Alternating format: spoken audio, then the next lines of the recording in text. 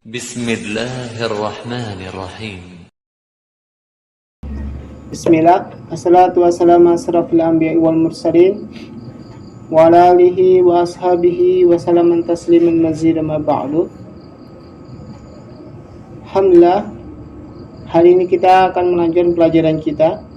Alhamdulillah, kemarin kita sudah membahas tentang ucapan mu'alif rahimahullah tentang faidha qila lak bima arafta rabbak, apabila Anda ditanya bagaimana Anda telah mengenal Rabb Anda, ketika kita dikasih pertanyaan bagaimana Anda mengenal Rabb Anda, maka mu'alif rahimahullah yaitu Syekh Muhammad Nawad mengatakan, maka ucapkanlah bi ayatihi, itu kita mengenal Allah Subhanahu wa taala, mengenal kita dengan tanda-tandanya, ayat-ayatnya. Ya kan? Ayat-ayat terbagi menjadi dua, Bang ya. Ayat kauniyah dan ayat syar'iyyah.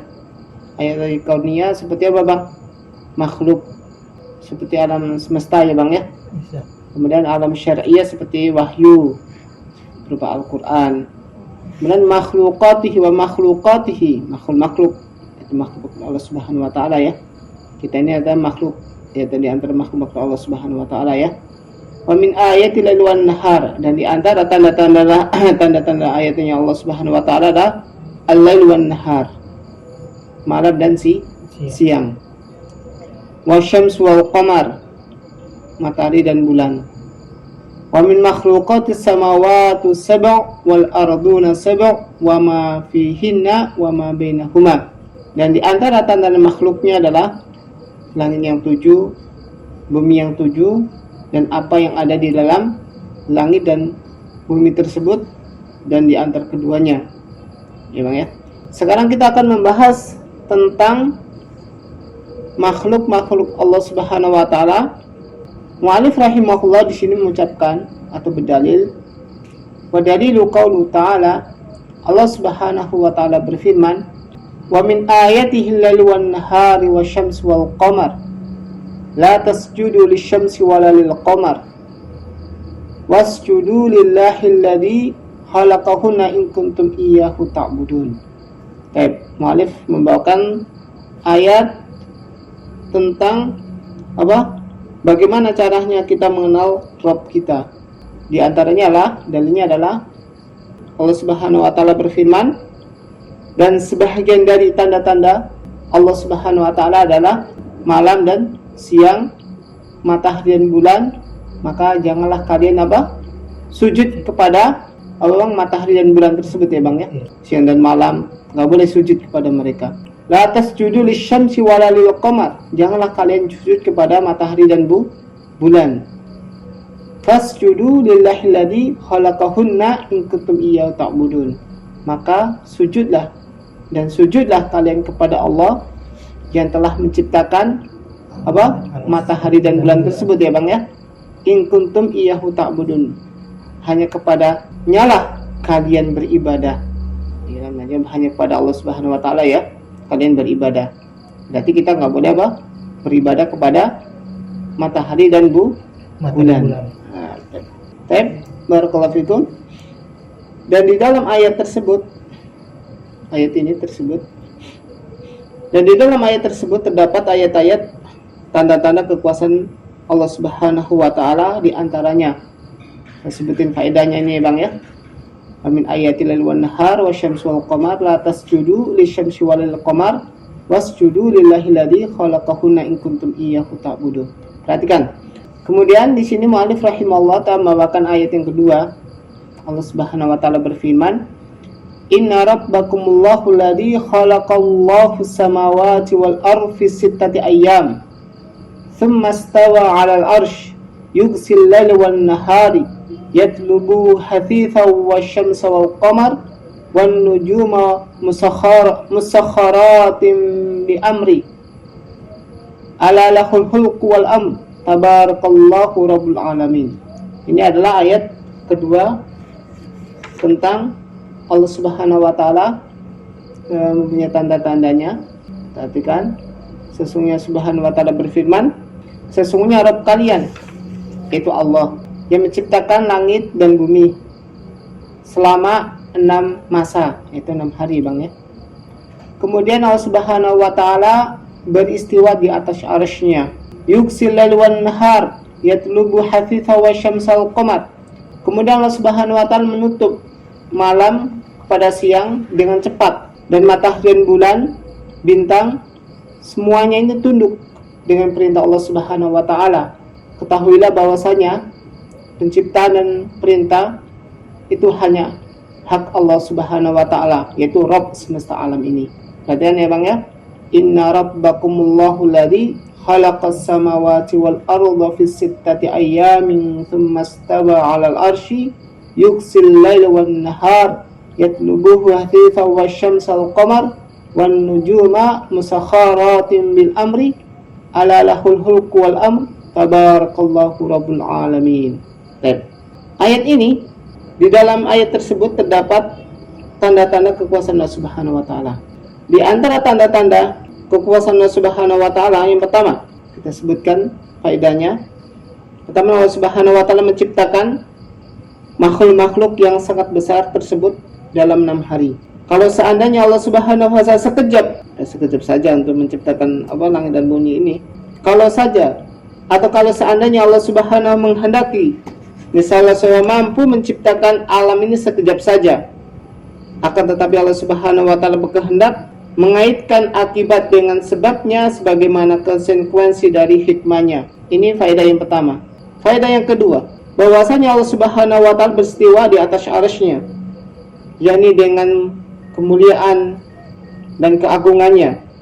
Ini adalah tanda kesempurnaan kerajaan dan kekuasaan Allah Subhanahu wa taala. Ini faedah berapa Bang? Kedua. Faedah yang ketiga, Allah Subhanahu wa taala menutupkan malam kepada siang, yakni Allah Subhanahu wa taala menjadikan malam sebagai penutup yang menutupi siang sebagaimana kain menutupkan kepada cahaya siang sehingga menyeliputinya. Ini faedah keberapa Bang? Ketiga. Faedah keempat, Allah Subhanahu wa taala menjadikan matahari, bulan, bintang-bintang tunduk kepada perintahnya. Allah Subhanahu wa memerintahkannya sekehendaknya untuk kemaslahatan hamba-hambanya. Faedah keempat. Faedah yang kelima, luasnya kerajaan, kesempurnaan kekuasaan Allah Subhanahu wa taala yang mana hanya milik Allah Subhanahu wa taala yang hak pencipta dan pemberi perintah, bukan milik selainnya. Faedah yang kelima. Faedah keenam, keumuman rububiyah Allah Subhanahu wa taala yang meliputi seluruh alam semesta ini. Ini adalah faedah tentang ayat Inna rabbakumullahu alladzi khalaqas samawati wal ard fi sittati ayyam. Ya Bang ya. Kemudian mu'allif rahimahullah berucap wa rabbuhu wal ma'bud. Perhatikan, Rabb dia adalah yang disembah. Rabb wal ma'bud. Kita tahu Rabb itu apa Bang? Rabb itu adalah sang pencipta, penguasa, dan pengatur segala sesuatu. Dalilnya Allah Subhanahu wa taala berfirman, Ya ayuhan nasu u'budu rabbakumul ladzi khalaqakum walladzina min qablikum la'allakum tattaqun alladzi ja'ala lakumul arda firasan was samaa'a binaa'an wa anzala minas samaa'i maa'an fa akhraja bihi minats thamarati rizqan lakum fala taj'alu lillahi andada wa antum ta'lamun. Dalil bahwasanya Rabb itu adalah ma'bud.